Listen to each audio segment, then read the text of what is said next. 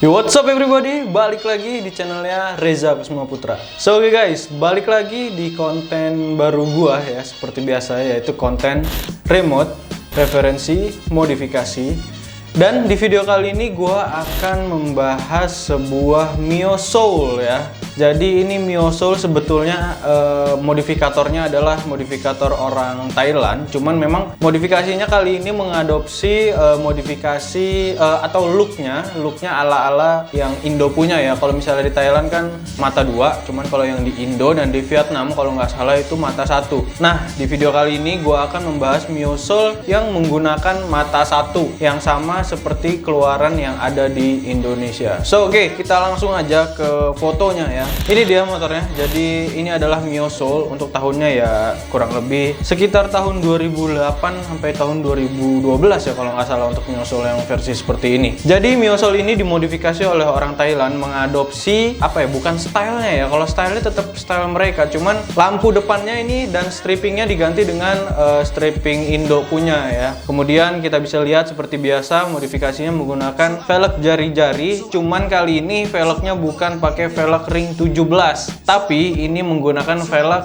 ring 16 ya, yang lebih kecil. Dan kita bisa lihat di sini kelihatan proporsionalnya lebih bantet ya, jadi nggak terlalu cingkrang-cingkrang banget kelihatannya ya. Kita akan mulai dari bagian bawahnya dulu ya. Ini kita lihat ya. Untuk bagian bawahnya seperti biasa lagi ya, disnya selalu sama, tapi kelihatannya di sini di bagian adaptornya, adaptor disk ke tromol itu kayaknya sedikit berbeda karena di sini kita lihat ada sedikit aksen ya. Sepertinya ini terbuat dari bukan terbuat ya, finishingnya menggunakan CNC, jadi kelihatannya lebih rapih ya. Kelihatannya di sini ada corak-corak. Kemudian di bagian depannya kita bisa lihat di sini di bagian fork atau suspensi depan di sini ada keterangan limited edition. Gua nggak tahu ini custom atau bukan, atau sebenarnya mungkin ini keluaran versi Vietnam untuk strippingnya ya. Gua kurang paham nih untuk strippingnya nih. Untuk teman-teman Mio Soul mungkin bisa komen di bawah bagaimana stripping ini sebenarnya stripping keluaran mana nih. Kemudian kita lanjut lagi untuk bagian kaki-kakinya ya tadi ya. Kemudian ini bagian kaki-kakinya kita lihat bracketnya sudah diganti untuk menyesuaikan dengan Brembo 2 piston mini ya. Ini kelihatannya untuk serinya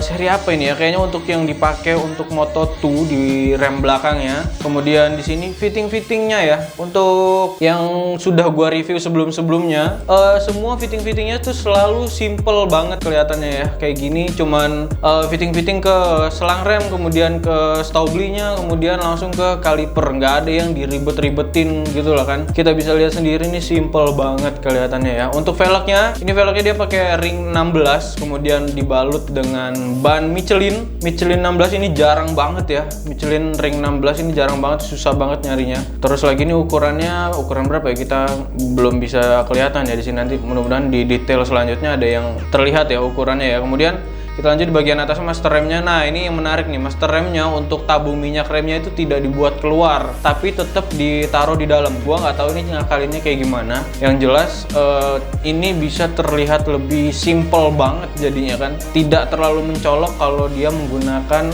master rem radial. Untuk cowokan-cowokannya juga terlihat sangat rapi. Oke, lanjut di bagian belakang ya, joknya ini sepertinya jok custom atau bisa jadi ini jok original juga, karena motifnya tidak terlalu norak ya, dan tidak terlalu mencolok. Sepertinya ada juga sih motif-motif two-tone kayak gini ya untuk jok-jok original. Kemudian di bagian belakangnya untuk tameng knalpotnya masih standar. Kita lihat di sini leherannya sudah diganti. Sepertinya ini titanium ya, atau mungkin stainless. Bisa jadi stainless, bisa jadi ini juga titanium.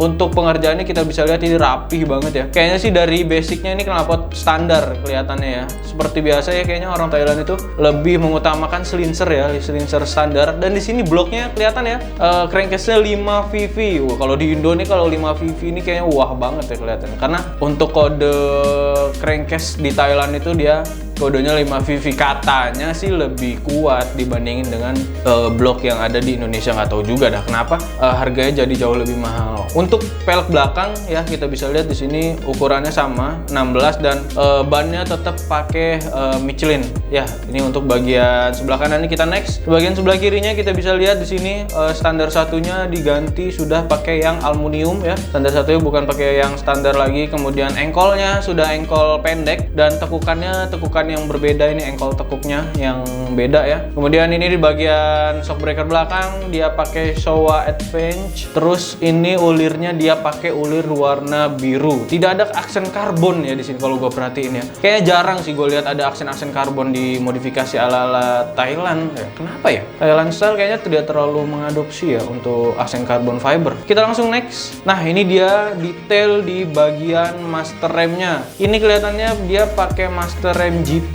ya. Untuk kualitasnya ini nggak kelihatan banget ya. Ini bener-bener tidak diekspos karena memang untuk bagian batok atas miosol itu kecil ya. Jadi biasanya kalau memang di Indo itu kebanyakan miosol pasti dicoak nih di bagian apa ini namanya, di bagian master rem ya. Ini kan untuk master rem yang standar ya. Ini kan kotak ini untuk master rem standar. Kebanyakan dicoak di sini untuk master rem untuk apa sih namanya, tabung minyak rem. Tabung minyak rem yang biasanya diganti dengan master rem radial, tapi ini disumputin ya kan. Terus lagi di sini seperti biasa ya, banyak banget yang pakai gas spontan apa ini namanya, aduh lupa lagi gue, ini gas spontan apa ya, gas spontan, aduh lupa gue ini gas spontannya apa, nanti gue tulis aja keterangannya. Kemudian ini hand gripnya juga sudah diganti dengan hand grip aftermarket ya. Sesimpel itu di bagian sebelah kanannya ya, nggak terlalu ada hal yang mencolok dan norak. Terus kemudian ini ya, setelan bintangnya juga sudah diganti, warnanya merah hitam sesuai dengan konsep si motornya itu sendiri ya. Kita langsung next. Nah, di bagian sebelah kiri di sini handle-nya sudah diganti dengan handle CRG radial, tapi ini bukan tipe GP ya, CRG GP, karena ada kan tipe CRG GP yang setelannya juga ada di bagian dekat stangnya, tapi ini handle-nya hanya pakai handle CRG yang radial. Kayaknya ini gantian sih. Holdernya kayaknya masih pakai holder standar. Dan ini warnanya hitam ya. Kalau misalnya orang yang nggak ngerti detail, ini mungkin kelihatannya biasa aja ya. Tapi kalau kita tahu ini dia pakai handle CRG, ya lumayan ya kan. Oke, ini di bagian master rem, ini bagian kalipernya untuk lebih detail ya. Di sini dia pakai, ini ada kode-kode apa Staublinya ya, JE nih. Buat yang tahu kode-kode Staublinya, tulisin aja di kolom komentar. Sesimpel itu ya, nggak terlalu banyak apa sih ribet-ribetan. Warnanya juga ya, pemilihan warnanya kali ini sesuai dengan warna konsep bodi motornya. Kita bisa lihat sini merah hitam ya. Oke, kita lanjut next. Nah, ini dia untuk bagian velg ya. Untuk bagian velg di sini dia ternyata pakai Acron ring 16, ukuran mana nih ukurannya? 114 ya. Ini ukurannya 14, kemudian sepertinya depan belakang ya. Ukurannya 14 depan belakang, mereknya Acron Spain. Kemudian bannya Michelin pakai ukuran 70/90 ring 16. Kelihatannya pasti lebih bantet ya. Tapi kalau orang yang nggak tahu, ini taunya ya ban cacing pasti dilihatnya. Karena tidak sesuai dengan standarnya. Karena kan kalau ban cacing itu identik dengan velg jari-jari ya kan. Kita lanjut lagi, next. Nah, ini bagian detail kalipernya lagi. Nah, ini untuk merek ininya, merek apa nih? Merek Plot. Ini apa nih namanya? Baut Nepal ya. Baut Nepal selang remnya, mereknya Plot ya. Untuk Brembo-nya, ini Brembo yang nikel bukan ya? Wah, ini kalau emang asli nikel, gokil nih, harganya mahal banget ya. Dan untuk adaptornya betul nih kelihatannya CNC, dan untuk di bagian ininya juga ini CNC kelihatannya ya.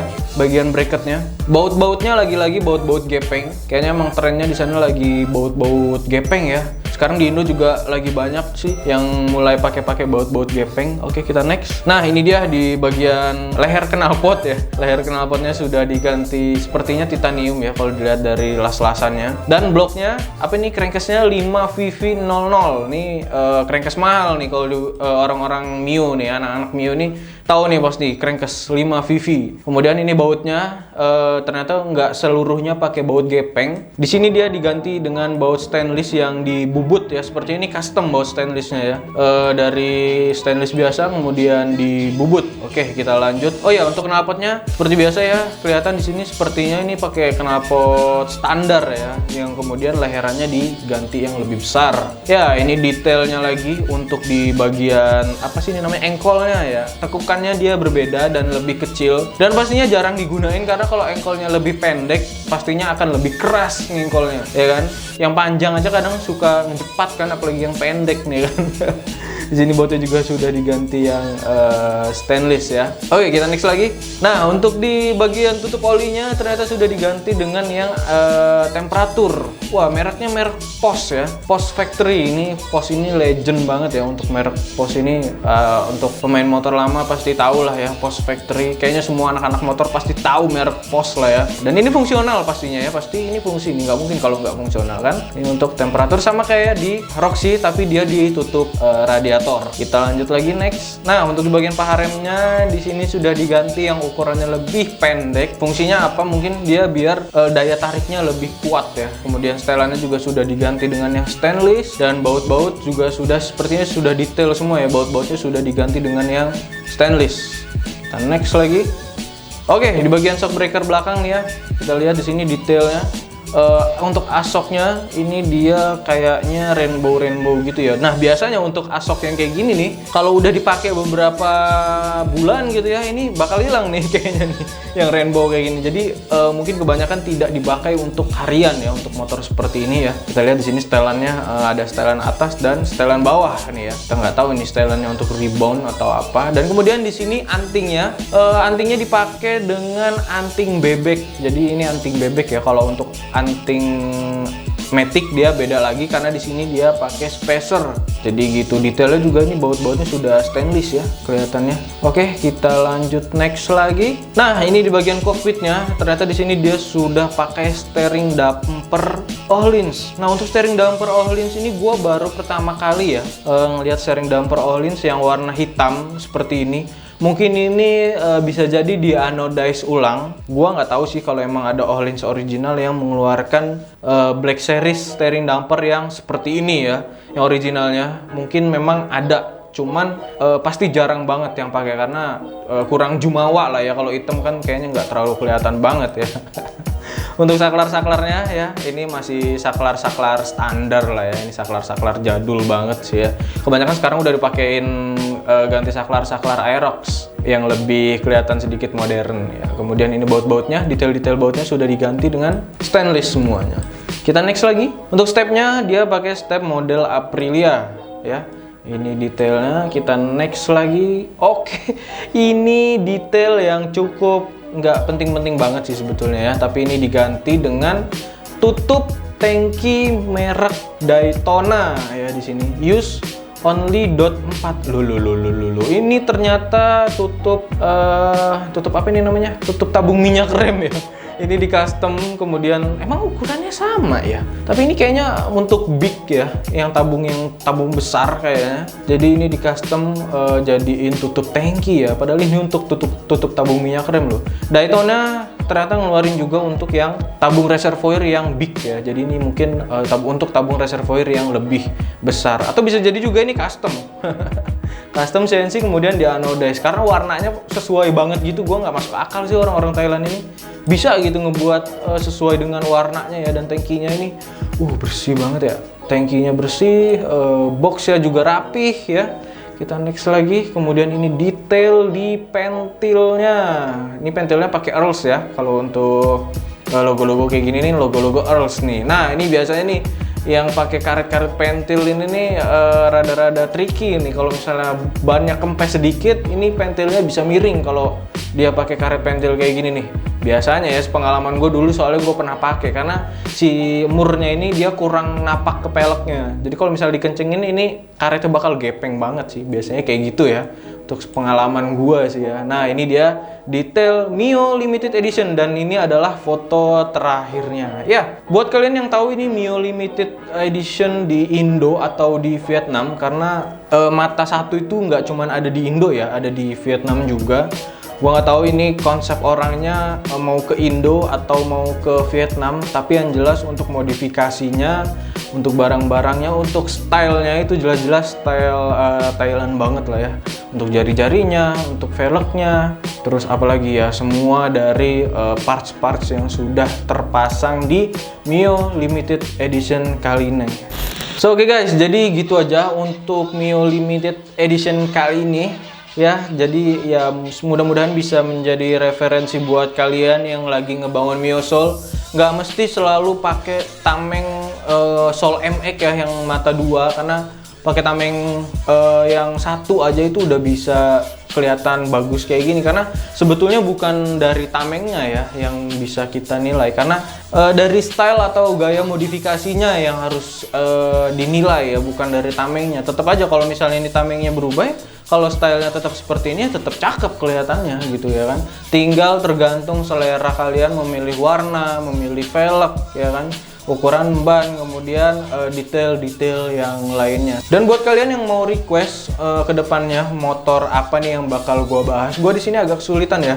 Banyak teman-teman yang minta request untuk bebek Yamaha. Bebek Yamaha ini kayaknya agak kurang diminati di Thailand untuk dimodifikasi ya, karena kebanyakan larinya pada ke Matic kalau Yamaha. Jadi nanti bakal gue usahain untuk cari beberapa referensi bebek Yamaha yang ada di Thailand yang sudah dimodifikasi. So oke guys, jadi gitu aja untuk video gue kali ini. Seperti biasa, jangan lupa like, comment, share, and subscribe di channel gue untuk melihat video terbaru dari gue selanjutnya. Thanks for watching, sampai jumpa di video selanjutnya. Peace.